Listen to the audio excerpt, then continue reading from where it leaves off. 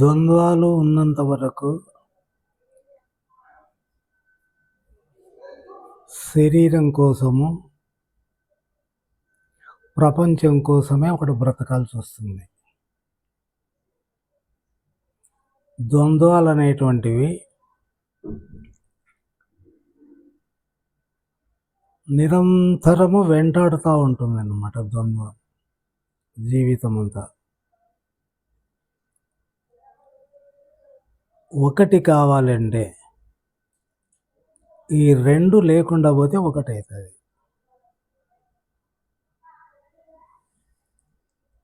అందువలన ఇది కష్టమని కొందరు, అసాధ్యమని కొందరు అంటున్నారు. అది మనసుకు సంబంధించిన విషయం. అసాధ్యము, కష్టం అనేటువంటిది. ఎందుకంటే మనము దేన్ని చూసినా సత్యము అని అనిపిస్తోంది.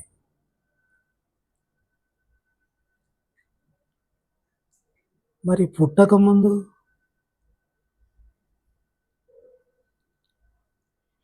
పోనీ గాఢ నిద్రలో లేదు. అంటే ఏది సత్యము అని అనుకుంటున్నామో అది లేదు.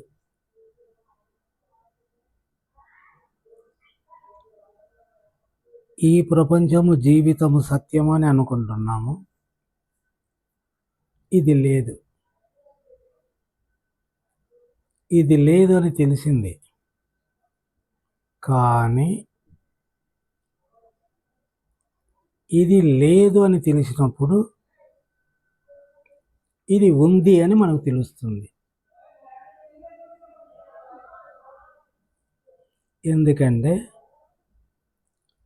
లేదు అన్నప్పుడు ఉంది కాబట్టి లేదు, ఉంది లేదనేది ద్వంద్వం అవుతుంది.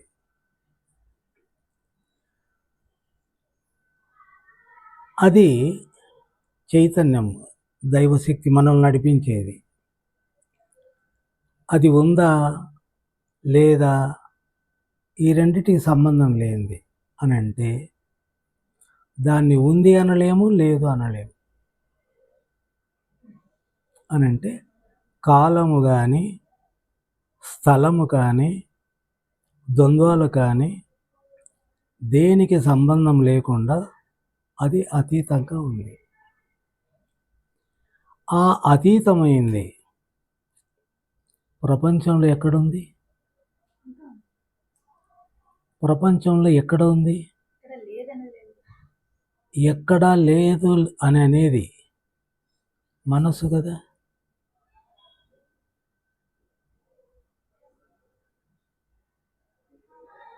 అంటే మనసుతో నువ్వు తెలుసుకున్నావు, మనసుకు అర్థమైంది. మనస్సు అంటే ఏంటి అని అంటే మనలో చైతన్యమే పనిచేస్తూ ఉంది. చైతన్యం తప్ప మనలో ఇంకొకటి లేదు. కానీ మన లోపల మన జీవితము ఉంది, ప్రపంచము ఉంది. మన లోపల జీవితము, ప్రపంచము లేకుండా ఉంటే మనకెందుకు కష్టాలు, భయము, బాధలు, సమస్యలు ఎందుకు వస్తాయి?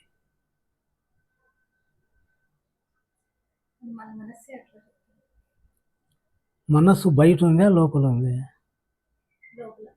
లోపల. ఈ ప్రపంచము, జీవితము ఎక్కడుంది?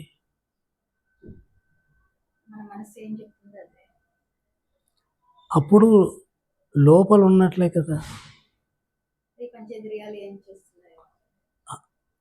ప్రపంచము, జీవితము లోపల ఉంది కదా, లోపల ఉంది. అంటే ఇప్పుడు నేను సెల్ చూస్తూ ఉంటే జపాను, అమెరికా వరదలలో భూకంపాలతో అతలాకుతలమైపోయి అవి అదృశ్యం అయ్యే పరిస్థితి వస్తూ ఉంది అని అంటే, సెల్లులో నేను అమెరికాలో జరిగినవి ఏంటో అన్నీ చూస్తా ఉన్నా నేను. సెల్లులో ఉందే, కానీ అన్నీ నిజమే కదా. అన్నీ నిజం అంటా అన్నావు, నిజం కాకపోతే అమెరికాలో జరుగుతూ ఉంది కదా, అబద్ధం కాదు కదా. నాకు తెలిసి నిజం అన్నది అబద్ధం అంటే అది అశాశ్వతమైనది శాశ్వతం కాని. ఇప్పుడు ఏది కనబడేది ఏది శాశ్వతం కాదు అని నా ఫీలింగ్. కనపడుతున్నదంతా కూడా ఏదైనా ఏ ఫీలింగ్స్ అయినా ఏ ఎమోషన్స్ అయినా ఏదైనా అన్ని టెంపరీ. సత్యం కాదు అంటే సత్యం అసత్యం అంటే it's a temporary things, not a permanent. శక్తి అన్నది పర్మనెంట్. ఇవన్నీ నీ మాటలతో నీ తెలివితో నీకు అర్థమైంది, నీకు తెలిసింది చెప్తాండవు. నేను అదిగా చెప్తున్నది. సెల్లులో వరదలు అవన్నీ అమెరికా నాశనం అవుతుందని నేను చూస్తున్నా. అది ఉంది, నిజమే. కానీ లేనిది ఉన్నట్లుగా కనబడుతుంది. అంటే ప్రపంచము లేదు, సెల్లులో లేదు. సెల్లులో లేనిది ఉన్నట్లుగా కనపడుతుంది. అంటే ముందు దీంట్లో ఏం లేదు, కనపడింది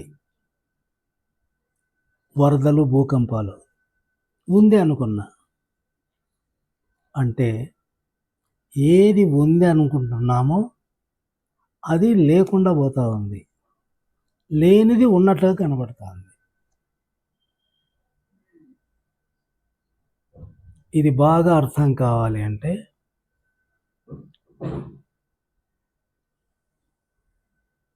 రాముడు వశిష్ఠుణ్ణి ఒక మాట అడిగినాడు. గురువు కదా వశిష్ఠుడు, గురుదేవ, ఈ ప్రపంచాన్ని జయించడం అనేటువంటిది ఇది ఎవరికి సాధ్యం కాదు, అందువలన నిన్ను నేను ఆశ్రయించినాను అన్నాడు. అప్పుడు వశిష్ఠులు ఏమన్నారంటే, ఈ జగత్ అనేటువంటిది ఇంతకు ముందు లేదు, ఇప్పుడు లేదు, భవిష్యత్తులో కూడా లేదు. లేనిది ఉన్నట్లుగా కనబడతా ఉంది అని అంటే నీ లోపల ఏమీ లేదు, కానీ నీ జీవితము ప్రపంచం లోపల కనపడుతుందే లేదా? అంటే నీ లోపల ఏంది లేదు, లేనిది నీ లోపల ఏమి లేదు అంటే ప్రపంచం లేదేది లేదు, కానీ ఉన్నట్లు కనపడుతుంది. అందువలన ఇది ఎందుకు జరుగుతోంది అంటే మన లోపల చైతన్యమే ఉంది. మొట్టమొదటి ఆలోచన నేను అని వస్తుంది. నేను అన్నప్పుడు ఏం జరుగుతుంది? నేను అని ఎందుకుంటున్నావు? దేన్ని అంటున్నావు? బాడీ. బాడీని నేను అన్నప్పుడు శరీరం అయింది. ఎప్పుడైతే నేను శరీరం అని అనిపించిందో అప్పుడు మనసు అయిపోయింది. అంతవరకు మనసు లేదు, చైతన్యమే మనలో ఉండేది. నేను అనేది శరీరం అయింది. వాస్తవంగా నేను అనేదానికి అర్థమే లేదు. అర్థం ఏంటంటే శరీరం. అప్పుడు శరీరం నువ్వు అయినావు, అప్పుడు మనసు అయింది. ఇప్పుడు శరీరం నువ్వు కాదు, మనసు లేదు. ఇంకా తెలుసుకునేది, పొందేది, చేసేది ఏముంది? ఎందుకంటే శరీరం లేకుండా నేను అను. మేము ఫామ్. కాబట్టి నేను అన్నప్పుడు శరీరం నిజమైంది, ప్రపంచము నిజమైంది, మనము చేసే సర్వ వ్యవహారాలు నిజమైనవి. ఇప్పుడు దీంట్లో తీసేయాలని ప్రయత్నం చేస్తుంటారు. మనసును తీసేయాల, మనసు ఉండకూడదు, లేదా కంట్రోల్ చేయాలా, ఆ మనసు లేని స్థితికి వెళ్ళిపోవాలా. ఎన్ని మాటలు మాట్లాడుతుంటారంటే ఈ మనసు లేని స్థితి పోవడానికి యోగం అంటాడు. ఎన్ని పదాలు కావాలనో అన్ని పదాలు వాడుతూ ఉన్నారు. కానీ దండ ఉంది, తీసి పక్కన పెడతా.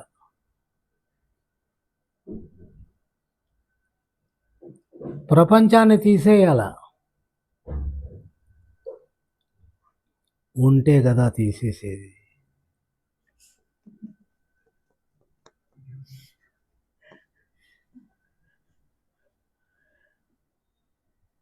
దీన్ని దాటుకొని పోవాలా, దీనికి అతీతంగా వెళ్ళాలా. అరే ఉంటే కదా అప్ప. కాబట్టి దైవత్వము సాక్షాత్కారం అంటే చూసేది లేదు, చేసేది లేదు, తెలుసుకునేది లేదు, పొందేది లేదు. ఏం చేసినా మనసు అవుతుంది, ఏం చేసినా మనస్సే. కాబట్టి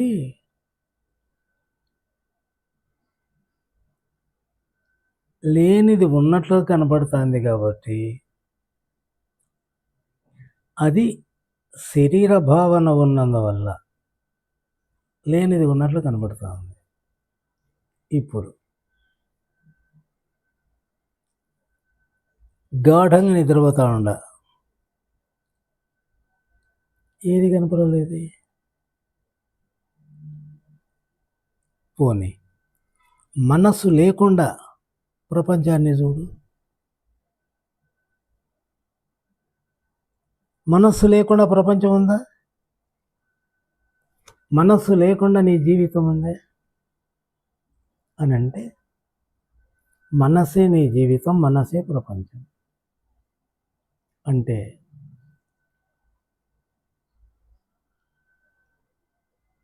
మనసు ఉంటే ఎప్పుడు ఉండాల,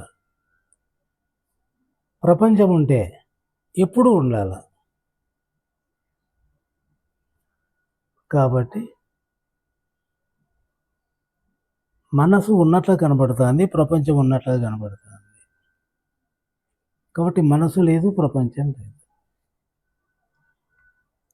ఇది బుద్ధికి మనసుకు అర్థమవుతా ఉంది. కానీ అర్థం చేసుకుంటా ఉండేది మనసు, బుద్ధి కాదు. కానీ అనుభవం అన్నాను, అనుభవం అనేటువంటిది మనసుకు సంబంధించినది. కాబట్టి దీనికి సంబంధము లేని స్థితి ఒకటి ఉంది.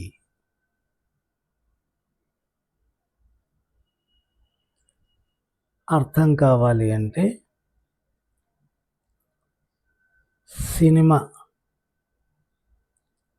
సినిమాకు తెర ఆధారంగా ఉంది. మన లోపల మన మనసుకు ఆధారంగా చైతన్య శక్తి ఉంది. మనస్సుకు చైతన్య శక్తికి ఎలాంటి సంబంధం లేదు. దీని వ్యవహారం ఇది చేసుకుంటా ఉంది, అది ఉంది, అది ఉంది. ఇది పోతే అది ఉంది. తెలుసుకోవడము కాదు, తీసేయడము కాదు. ఇది భ్రాంతి, మాయ.